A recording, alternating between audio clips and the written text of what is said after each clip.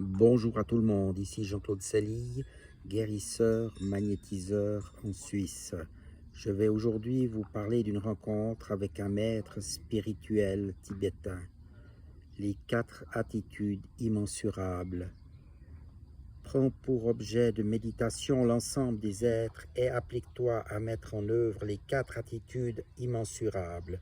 L'amour ou le désir que tous les êtres soient heureux, la compassion ou le désir qu'ils soient affranchis de la souffrance, la joie devant le bonheur d'autrui, et l'impartialité qui consiste à traiter tous les êtres de manière égale, sans attachement ni rejet. Le terme immensurable s'explique par le fait que l'on prend pour objet tous les êtres dont le nombre est incalculable et que les mérites engendrés par les 4 attitudes sont de ce fait eux aussi sans limite.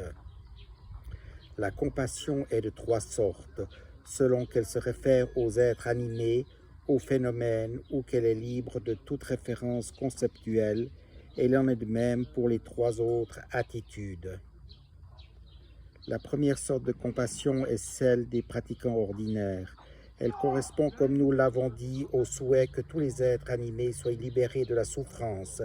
La deuxième est celle des pratiquants du véhicule, des auditeurs et des Bouddhas par soi, lesquels ont compris que les êtres sont dépourvus d'un moi réel et les perçoivent comme des ensembles de phénomènes indépendants. La troisième, qui est la compassion des êtres sublimes du grand véhicule, transcende tout concept ordinaire. Elle est possible lorsqu'on a réalisé que les êtres et les choses sont dépourvus d'existence propre et se caractérisent par le souhait que tous les êtres soient libérés de la souffrance associée à la vacuité, autrement dit à la conscience du fait que l'existence de ces êtres est semblable à une illusion. Comment faut-il méditer sur ces attitudes immensurables? Diviser d'abord les êtres en 3 groupes, les amis, les ennemis et ceux qui ne sont indifférents.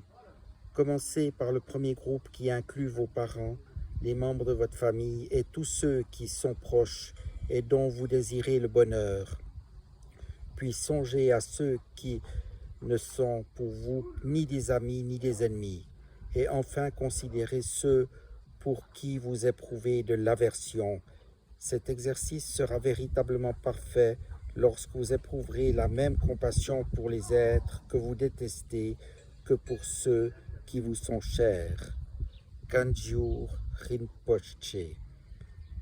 Je vous remercie de votre attention et vous dis à tout bientôt.